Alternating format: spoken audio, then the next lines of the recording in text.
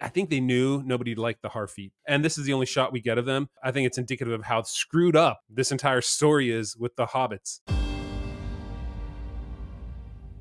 Well, what a day. It's been 2 years, Michael. 2 years. Two whole years. We've been waiting.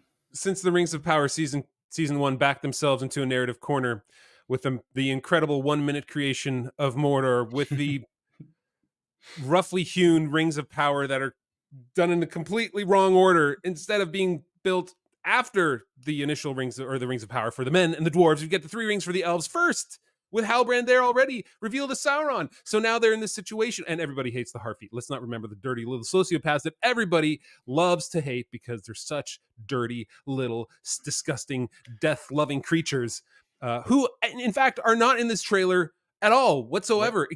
There's one shot, and they look pretty, and it might be a Harfoot, and it looks pretty dirty. So and they look like they're literally getting blown away. It's so appropriate. Yep. It's so appropriate. All right, so here's what we're gonna do. We got this awesome picture of Anatar. I'm hoping. Who knows if they'll use the real name, that name that Tolkien gave him? I don't know. But this is Charlie Vickers as the elf now. They're Clark Kenting him into somebody the elves will never recognize. He has Halbrand's face, probably his voice, but nobody's going to know who he really is. All right, so yeah, there's no doubt that he's going to have his voice, right? Because they're not going to change his voice. No. So you think? So he literally sounds. So the elves that we're meant to believe that the elves are going to be fooled by a guy who looks exactly like Charlie Vickers with the wig and pointed ears, and sounds like Charlie Vickers, but apparently none of the elves, including the High King or Galadriel, can figure out, or Celebrimbor can figure out that this is the same guy. It's so insulting and stupid, and obviously Hollywood. And I think this is my major take over all this is, as you mentioned, they back themselves into a narrative corner, and the corner they back themselves into is one of inherent unbelievability. So there's so many elements about the Middle Earth that the Rings of Power has reimagined that it's an inherently unbelievable world. It would fail every test that Tolkien gave in his On Fairy Stories for what makes a secondary world real. And we can get into that in more detail in our regular podcast. But as a first reaction, there's so much of this. They're obviously trying to go for the more epic look, lots more battle scenes and big shots. But it's an inherently unbelievable scenario they're painting for us in 1,000 ways. And so let's get into it. So I'm going to read what they had in their press release describing season 2, just so that we have the same starting point. We can all have that plumb line that we're all going off of. So here's what they said. In season 2 of the Rings of Power, Sauron has returned, cast out by Galadriel, without army or ally. The rising Dark Lord must now rely on his own cunning to rebuild his strength and oversee the creation of the Rings of Power, which will allow him to bind all the peoples of Middle-earth to his sinister will. Building on season 1's epic scope, their words, not mine, and ambition, the new season plunges even its most beloved and vulnerable, even its most beloved, I'm not sure which ones they're referring to, but vulnerable characters into a rising tide of darkness, challenging each to find their place in a world that is increasingly on the brink of calamity.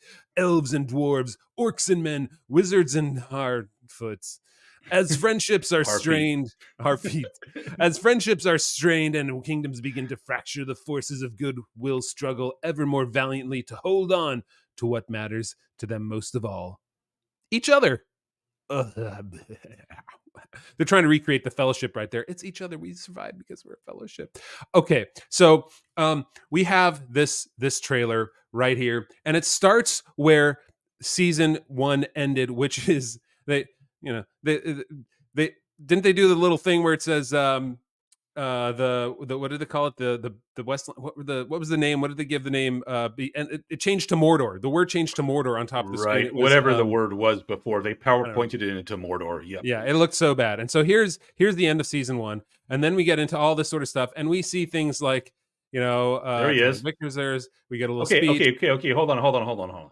Yeah. Charlie Vickers. I want to point out here, because this is the Charlie Vickers from season 1. I mean, I know this may technically be a season 2 shot, but he's got the tears in his eyes. His eyes are very wet, and he's he's looking like he's in some kind of angst. This is the Charlie Vickers. This is Sauron after he's just been rejected by Galadriel, who he's tried to make his queen.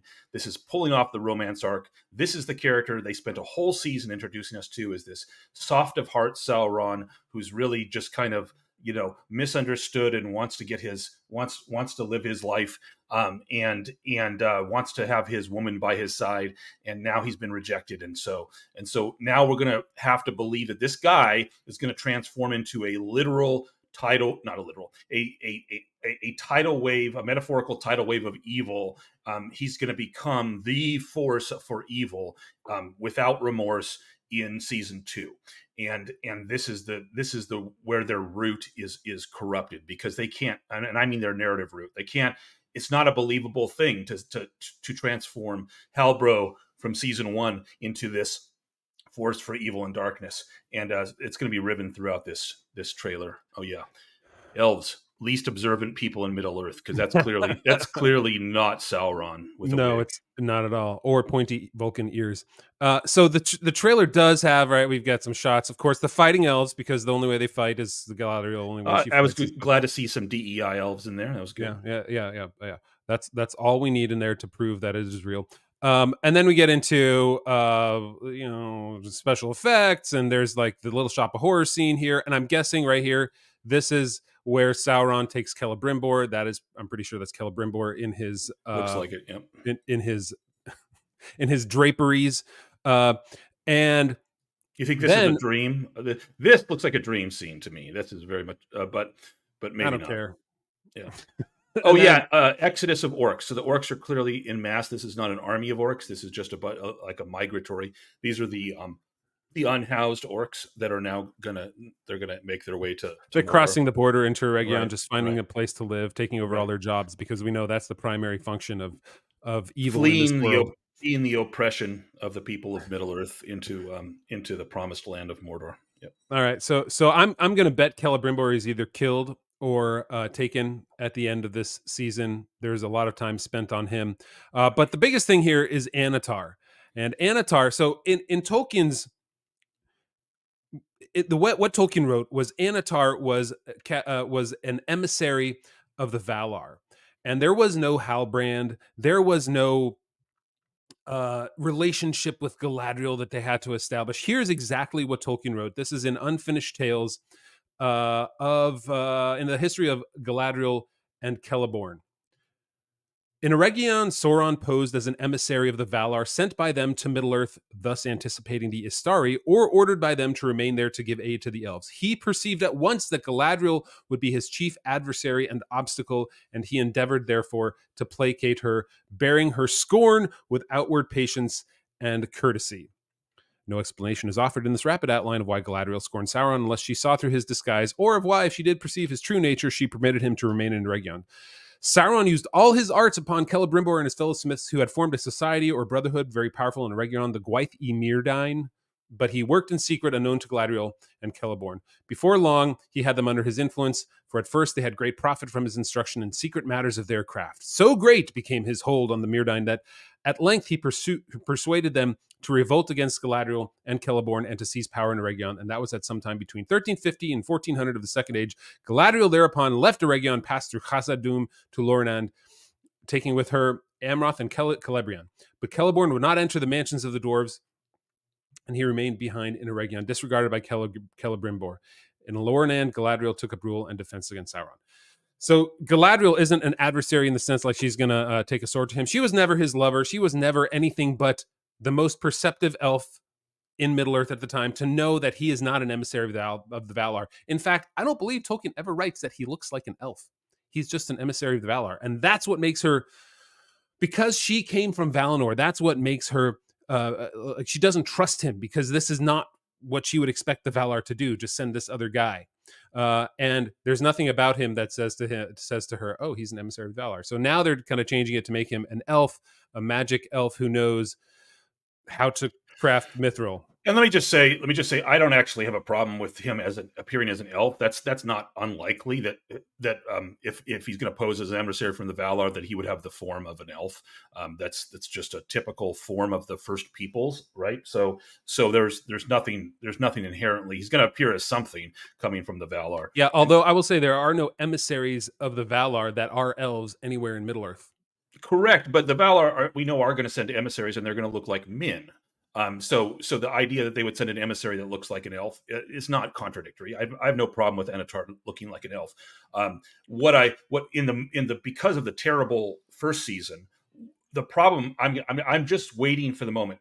They better not be so stupid as to put Galadriel in a scene where she actually sees this version of Anatar, which is clearly Halbro with a wig, and that she's fooled by it. Like that would have to be so stupid. But even that fact that the fact that even Celebrimbor and others wouldn't recognize him is stupid. Right, and this is the corner they've backed themselves into by having Halbrand first. Yep. They put us in this place where we have to disbelieve, where he has to put on the rimmed glasses that Clark Kent puts on in order. Yeah, I like that. And we're allowed to have that disbelief in Superman because that's the way it's been. But he's not Clark Kent and Bruce Wayne at the same time, right? He's not Halbrand and he's Anatar now. And so now we get this double disbelief of, okay, so now first, okay, she didn't actually see that he was Sauron, and now she can't even see that he's Halbrand. Like, but she's had a relationship with him. There was some love there at some point. She was thinking about becoming his number one. So and even if you could say she wasn't thinking about it, maybe, but she was his companion. She was his friend. They fought together. They had a moment. Yep, they had a moment. She took him to Eregion in order to heal him because she couldn't bear to be without him. All right, so that's Anatar. I think the other really interesting thing in this Forsaken trailer is, well, there's this large Leviathan of some sort, and I'm guessing that's with one of the witches. Well, now it might be, and I think you're right about the witch. Because if you back up a few seconds, you'll see that her outfit looks like one of the those people that of dubious gender that were in the first season that ended up killing off my favorite character, Sadok. But what I noticed here about this, because I recently reread the scene in front of Khazad-dûm by the Fellowship in the Fellowship of the Ring, and it looks like a creature like the Watcher in the Water. So I thought the same thing, not like Peter Jackson's, but notice how many tentacles it has. Right, and exactly. It's this beast of the sea or the water, clearly, and it's got ridiculous amount of tentacles. And Tolkien specifically says in the Fellowship of the Ring that the Watcher in the Water had at least 20 or more tentacles came bursting out of the water at the Fellowship. So I think, you know what this probably is then? This is probably them taking the Watcher in the Water to attack the dwarves and putting it at the entrance to the. Well, you're almost definitely right. Yeah. The entrance to Khazad-dûm, the back door, as it were. Yeah. All right. Okay. Yep. So go ahead. So we're going to go here straight up into what. Oh, this was a fun scene. I love this. This is Hollywood architecture. So apparently the dwarves make everything out of styrofoam, because as soon as a boulder comes down, then everything breaks apart explodes into tiny little pieces, like it's made of styrofoam, which of course it is, or actually it would be if it was real effects and not special effects. But anyway. Oh, there's Elendil reaching for something. The only scene, he's reaching for his jobs. Oh, right. Look, we care about our jobs. If you guys don't remember, last year, the reason that the Númenóreans were all in an uproar about the elves was that they're coming for their jobs. There's literally a scene where some smith is yelling at the people and said, "We know what these elves are doing. They're coming for our jobs." So that's why we always get in on the whole job scene. I know many of you didn't watch it. I just want to remind you that that's why the elves are the biggest danger to Númenor. That was a cool scene. I love that scene. All right. Yeah, orcs are gross. Darkness will bind them. Okay. I like that scene right there. So they did actually have the three rings. Now, seen from above, the three rings don't look quite as stupid because you can't tell that they're just uncut gems like sitting on top of a band. But I love how Gil-galad is like has got his bling protection on, where he's like And just in case I get robbed, I'm going to put a larger ring right next to the I real know. ring, and so that he's taking the Halbrand approach and confusing them by not letting them know which ring it really is. He's just hiding it in plain which one sight. is the ring of power? I've got 4 to choose from. All right, Then we got their leaves are dying. leaves. Yep. And there it is. There's the uncut gem on top of the dwarven ring, because nothing's more beautiful than candy rock on top of your golden That's right, rock candy wizard ring, dwarven ring. Yeah, it's the really ring looks pop. like rock That's what I'm candy. gonna start calling them. They're ring pops. All right, and here we get, of course, the another magic physics move, which you like to call, what was it? Legolas, Lord of. That's right. Lord of And so Physics, this is DEI Elf making his move, somehow killing some folks. All right, and then best part. Yeah. What in the actual? Okay, so where is this? I think this is in Numenor, right? This is totally in Numenor. This is, you can see right here. There's the tree. The tree is, I believe, right here. Yeah, you can see the white tree right there in the middle of the screen. Yep. And then you get the eagle coming in, landing, and then our Farazan in front of the eagle drawing a sword. So, what do you think? Is he going to attack the eagle? First, let me say, I don't believe there's anything Tolkien ever wrote that the eagles ever went to Numenor. Am I right in that? The eagles went to Numenor. Do not remember a thing. So yes, nothing in, for instance, even in the longest tale of Numenor, which is the Mariner's Wife of Eldarion and Erendis that we spent 6 weeks on. There's nothing there, and so number one, that's false. I sincerely hope it's not him taking the side of the eagles, or the eagles coming there. I hope it's. But what is the eagle going to talk with him? Like what is? Yeah, what absolutely. Is so I don't understand. I have a prediction. So my prediction is this: eagles coming to tell them about Sauron from Middle Earth. Probably Galadriel sends the eagles. So Galadriel, becomes friends with the eagles. That's going to be a thing, and then she's going to send them as a messenger. Now, in the meantime, of course, Ar-Pharazôn has become a lord of, or the leader anyway, of the Numenorians. So this season, my belief is that this season is going to be about the conflict in Eregion, because we got a scene with catapults attacking Eregion. So you got the fiery catapult scene. That was a bunch of not there. That's somewhere in here. It's somewhere in there. It's like a 1 second scene, but you got flaming catapult stones coming in. Maybe it's after the eagle. I'm not sure. But there's a. There it is. So Eregion is under siege. There it is. So this on the right is definitely Austin Athil. That's the Elven city. So you got catapults. That's where they make the rings of power. Right. So you got it under attack from flaming catapult stones.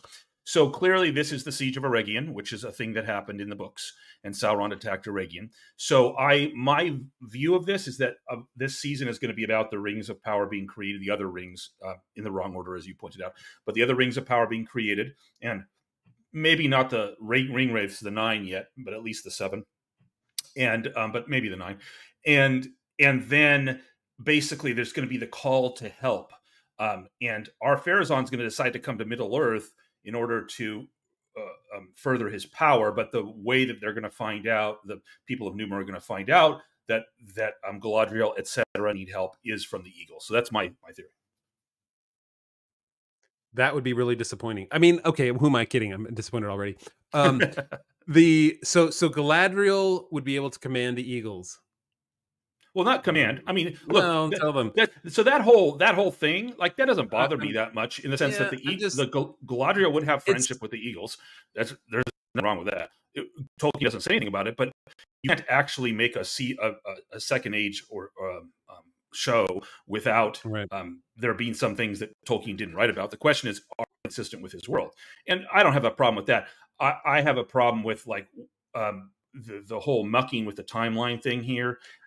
And then the use of the eagles is really interesting, because the eagles are not, well, let's see.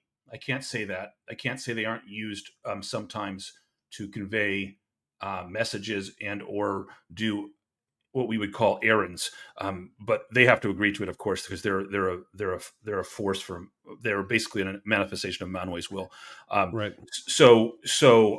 They're used to transport people, carry people, go save people in the Lord of the Rings. So carry people in the Hobbit, carry people in the Lord of the Rings. To keep watch. Yep, keep watch. Yep. Like So having them go and show up, I don't actually have a problem with that. It was unexpected. The question is, what is it going to be about? How is it going to work? Obviously, Ar-Pharazôn has taken power by this point, though, and so that's going to be an arc inside of Numenor in this season 2. So I think season 3, by the way, is going to be Numenor coming across and fighting Sauron. Yeah.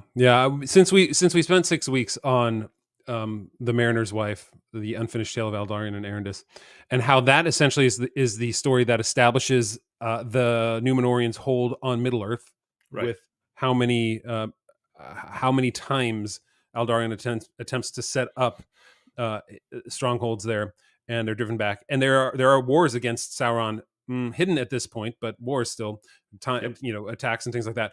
And they could have done something like that rather than they try to fit all of this magic, in a sense. Like, okay, we need somehow to get to Numenor. What are we gonna do? Use the eagles. Of course, the eagles that everybody wants to see. And so I find it very, very. Look, giant very, eagles are cool. We all love them as Tolkien fans. They're a great part of it. It's just that you're right. What they have to do, they have a screwed up chronology. They have a screwed up. Ar-Pharazôn isn't even supposed to be around right now anyway. There's everything is screwed up. They're squishing everything into this ultra compacted timeline. So they just got to make up crap in order to try to stitch together, patch up their terrible writing. And this is clearly going to be they're using the visuals of the striking visuals of this giant eagle, which is pretty cool. I mean, I don't know how it'll look on school. I'll judge the quality of the CGI when I see it, but they're trying to take those member berries that we all have from the movies and the books and utilize them at different points in order to patch up their crappy storytelling. All right, let's take a look at one more thing, and that is this here, this tower that's insta-created, just like Mordor in a minute, and Barad-dûr, is this right? Barad-dûr in a second? I don't know what this is exactly supposed to be right here. Somebody mentioned that they thought, it could be the ice towers at the end of or the beginning of season 1. I'm like, it doesn't really look like that location at all, because that was barren and in the distance. So maybe it's the building of Thangorodrim. I don't know, but it's again, here's the problem. It's an instant. It's for some reason, everything has to be done without any buildup. And so we got Mordor with a steamy volcano, and then we get Barad-dûr in a blast of cold or something else. I don't know. It's really, it speaks again like, okay, we got the eagles because that's the only way they can communicate, and so they're going to throw that in there. And then we got to build some sort of massive tower, and there's no build up to it because they're super powerful, and so we're going to do it in a split second again. And we get this big old explosion. It's lazy storytelling. It's based upon, and obviously they're trying to connect like this throwing of Sauron's hands into this, which that's just trailer connection. Everybody knows that's not going to be the real connection in the show, but the fact that they're doing insta creation of the just add water in each of these cases, for water in the case of like, that's how you make a volcano, because you just add water. Sure, that's what we learned from season 1, and then season 2, you just add water, and then you have just add icy water. Yep. So two last things. One, I didn't really see any mithril in here, other than that one scene that you pointed out that might be Durin, or Durin's dad, looking at mithril. But that's it. That's the only, like, he's looking up through a hole in the rock. I'm not exactly sure where it is. Yeah, there's a hole. I think it's more near the beginning, but I don't remember the timing. But he's looking through a gap. It may be mithril, it may not be mithril. He's clearly looking through a gap to see something. Maybe it's the Balrog. I mean, obviously, this is going to be the Balrog, that they're gonna lean into the Balrog in this season, because they've teased it about the Balrog from season 1. Yeah.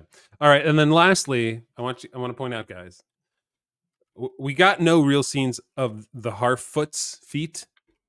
to be clear, feet.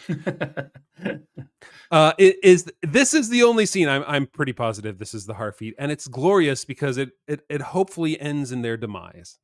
One could hope. It's like, oh, anyway, and so I'm Yeah. sure it has something to do with the wizard right here, who is Stranger.